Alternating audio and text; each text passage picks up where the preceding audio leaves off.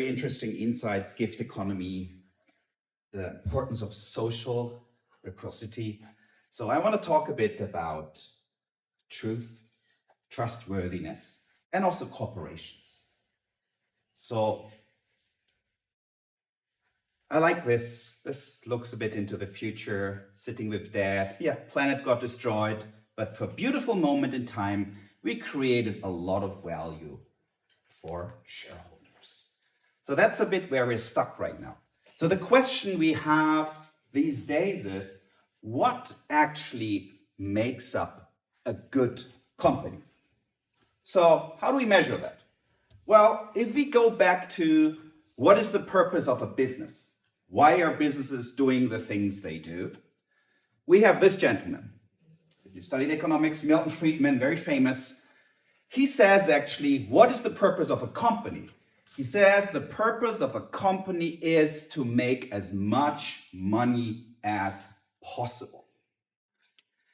But then he also says, while conforming to the basic rules of society. But he also said at the same time, these social responsibilities of businesses, they have analytical looseness, they have the lack of rigor, we cannot measure this. So actually the best way is we ignore it. So what is it? Is it only financial numbers we can trust in? Is that the only thing we should actually focus on?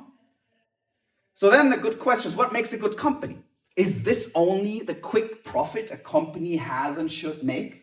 So the good old internalize all the profits, externalize all the costs. Well, he said that decades ago, and a lot of companies are still sticking to that. But actually, reality is different. Shikazan talked about game theory. Game theory showed us that externalities are very crucial for a company. We need to know what's going on. Social responsibility is crucial. It has long-term research has shown that performance impacts. So if you do it right, you get better results. If you don't do it right, your results are going to get really worse. So this happened decades ago. So we might think, okay, right now, maybe we can solve that. Maybe that's a discussion of decades. We have all the tools, we have everything out there to check the social responsibility and to measure it. Well, actually, we don't. Maybe you say, oh, sustainability, what sustainability does for us, we can measure, we can check, we have rigor in there, so we can think differently. Unfortunately, we cannot. Right now, when we talk about sustainability, or when you talk to businesses about sustainability, Japan, Europe, US, it doesn't matter. People tell you, well, sustainability is ESG reporting, right? No, it's not. When you look back at when sustainability was defined by the UN, they said it's actually make sure that you keep the current status quo or improve the current status quo when you pass it on actually to the next generation. The UN was not talking about ESG reporting. And even the ESG reporting, it's not working. And when you look at it, sustainability, over 40% of companies spend more time and money on reporting than doing anything that's sustainable. And when you talk to company presidents, they tell you, yeah, your sustainability is important, but sorry, we cannot measure it. We don't have the tools. It's not comparable. We cannot do anything there. So it's back to the whole thing, what Milton Friedman said, there's no rigor. We cannot measure it. Is he right? Still today? Yeah, actually, sustainability right now goes back to our trust discussion. It's not trustworthy. And it makes sense. Look at it. Over 600 sustainability frameworks out there. Over 600. And when you look at the top ones that are being used, S&P Global, MSCI, are they really measuring everything? Are they measuring the complete angle of sustainability? No, they don't.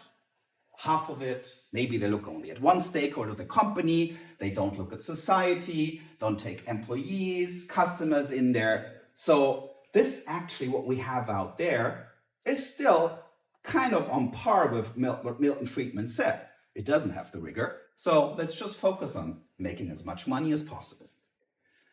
But the problem is, where we are right now, this is costing companies a lot of money. This are just few lawsuits, Dieselgate, Toyota was sued in court.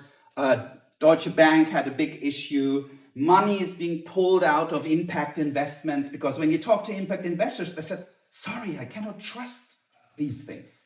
I don't know if the company I put millions of dollars in is trustworthy when it comes to sustainability. Are they really sustainable? I don't know. I don't have the tools. And it also goes back to the good old shareholder discussion. You have like BP plummeting because they have a greenwashing incident. H&M is losing a lot of money on the stock market because they have a greenwashing incident.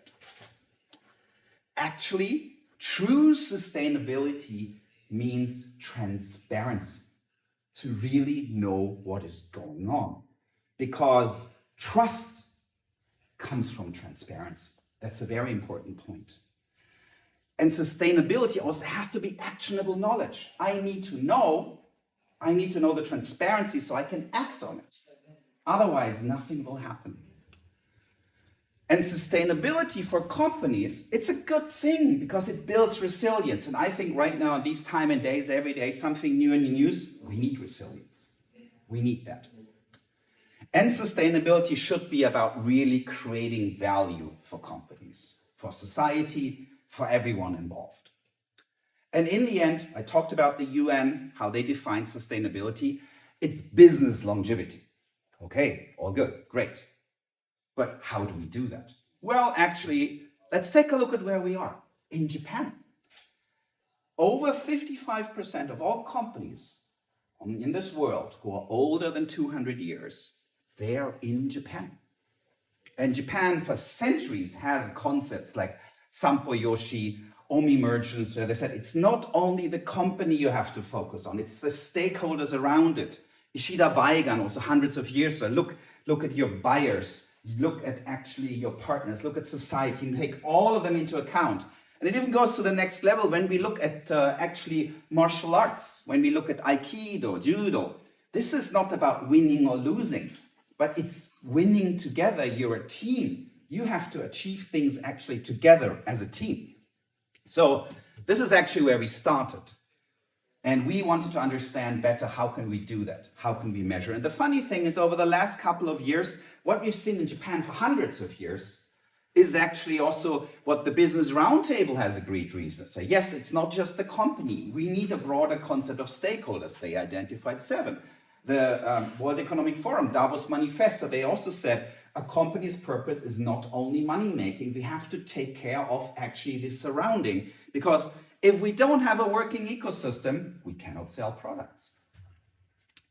And this is actually where we stepped in, and what we actually took the 45 major sustainability frameworks out there and put them actually in a coherent, measurable, transparent, benchmarkable way, divided by the key stakeholders, to allow everyone to understand what is happening in terms of sustainability and how to make it better. And this didn't come overnight. So this was actually based on 10 years of research, validation, peer review in academic environment. When really we felt ready, we have the model, it works, and we're gonna put it out there and put it in a company. And we did that just last year. So this is actually, we call it the value compass, because it's a compass for a company, for an organization, an NPO, to really measure and create value. So it's not about reporting liability, it's about true and trustworthiness, know about your business assets based on sustainability to create value for the company, the stakeholders, and also its long-term longevity, prosperity. So this is what it actually does. It's quite complex in that sense, but it goes down to a very simplistic number to easily understand it.